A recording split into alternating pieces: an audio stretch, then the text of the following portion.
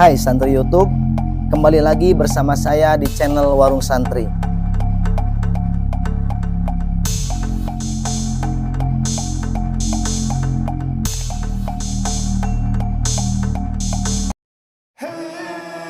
Bagi Ali bin Abi Thalib dan Umar bin Khattab, pesan Rasulullah Shallallahu Alaihi Wasallam itu menimbulkan teka-teki dan rasa ingin tahu. Sebenarnya siapa sosok Uwais Al-Qarni yang disebutkan sebagai penghuni langit itu?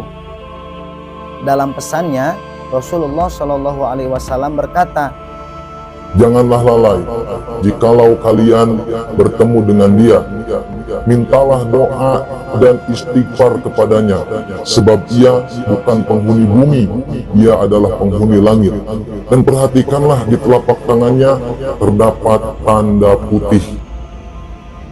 Begitulah pesan Rasulullah Shallallahu Alaihi Wasallam kepada Umar dan Ali. Kejadian ini bermula ketika mereka berdua pulang dari medan perang bersama para sahabat-sahabat yang lainnya, yang perang itu dipimpin langsung oleh Rasulullah Shallallahu Alaihi Wasallam. Setibanya di Madinah, kemudian beliau segera menemui istrinya dan bertanya, "Wahai istriku, apakah ada orang Yaman yang datang untuk mencariku?"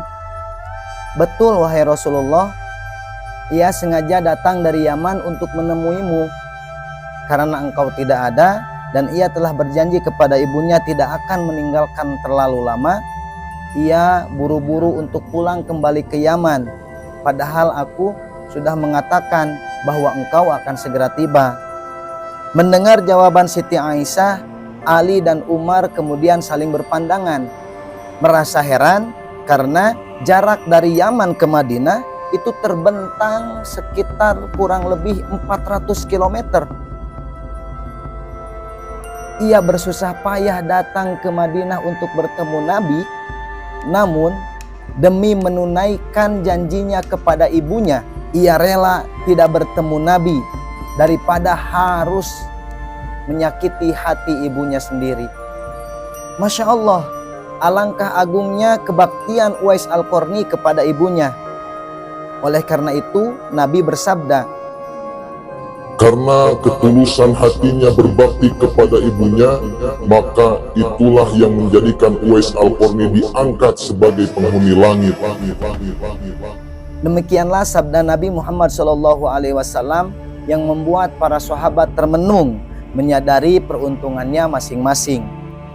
Boleh jadi pesan itu untuk orang lain sudah terlupakan, tetapi bagi Umar bin Khattab, sebelum hasratnya tersampaikan bertemu dengan Uwais Al-Qarni, rasanya hidup ini menanggung beban dan menanggung hutang begitu banyak yang belum terbayarkan. Oleh karena itu, waktu demi waktu telah terlewatkan, tahun demi tahun telah silih bergantian. Rasulullah pun telah wafat, disusul dengan Sayyidina Abu Bakar As-Siddiq. Singgasana kepemimpinan pun dipegang oleh Umar bin Khattab.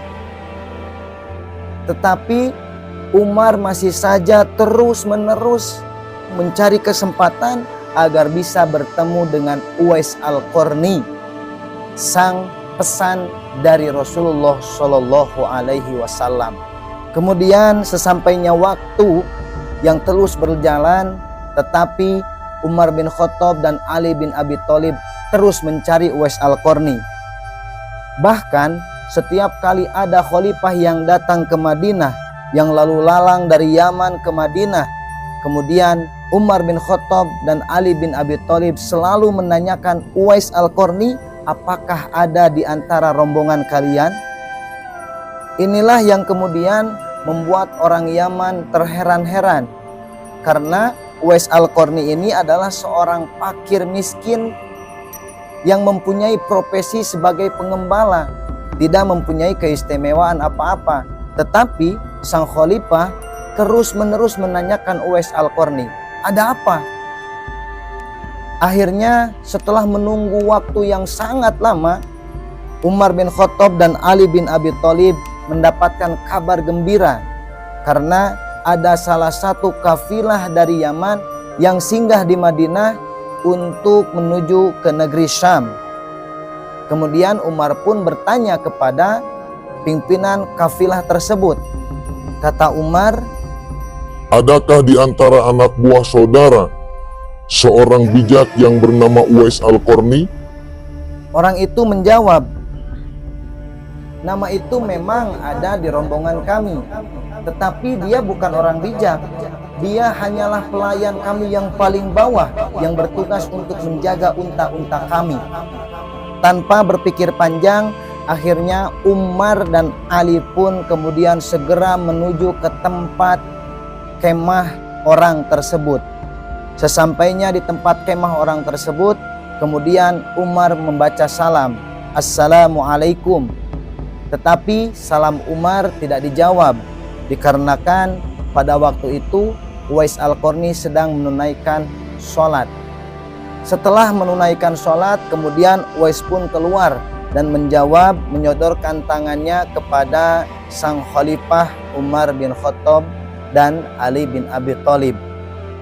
Disambut hangatlah Uwais Al-Qarni oleh Umar bin Khattab dan Ali bin Abi Thalib. Tidak waktu lama kemudian Umar pun membalikkan tangan Uwais Al-Qarni untuk membuktikan yang diceritakan oleh Nabi Muhammad SAW. Dan benar saja, ternyata di telapak tangannya ada tanda putih. Ketika tanda putih itu terlihat oleh Umar, maka bersinarlah dan berseri-serilah wajah Uwais Al-Qarni. Setelah itu kemudian Umar pun bertanya, siapakah dirimu? Uwais menjawab, saya hanyalah Abdullah. Kemudian Umar pun dan Sayyidina Ali menjawab dengan wajah tersenyum, kami pun sama, Abdullah, hamba Allah. Maksud kami, namamu siapa? Nama saya Uwais Al-Qarni. Sesudah jelas betul bahwa yang ditemuinya adalah Uwais Al-Qarni, kemudian Umar dan Ali pun meminta doa dan meminta agar diampuni oleh Allah Subhanahu wa Ta'ala. Dikabulkanlah permintaan Umar dan Ali tersebut dengan catatan bahwa mereka berdua jangan sampai memberitahukan kepada orang lain. Umar dan Ali pun mengangguk dengan senang hati, sembari terharu karena mendengar cerita bahwa ibu Uwais Al-Qarni telah meninggal dunia, sehingga membuat dirinya bisa melakukan aktivitas seperti pemuda-pemuda yang lainnya. Dan pada waktu itu bisa bertemu dengan Umar bin Khattab karena dia telah mempunyai pekerjaan sebagai pelayan-pelayan kafilah pedagang dari Yaman dan bisa bertemu dengan Umar dan Ali.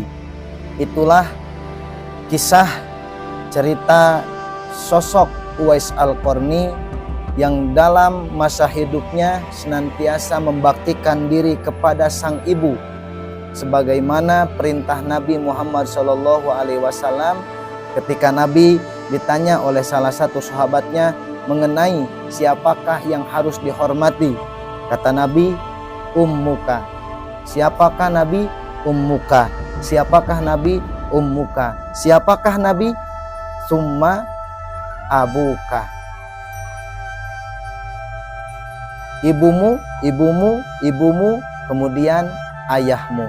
Maka dari situ derajat ibu lebih tinggi daripada derajat bapak, karena ibu berkorban dari mulai mengandung, melahirkan sampai menyusui kita. Terima kasih. Sampai jumpa.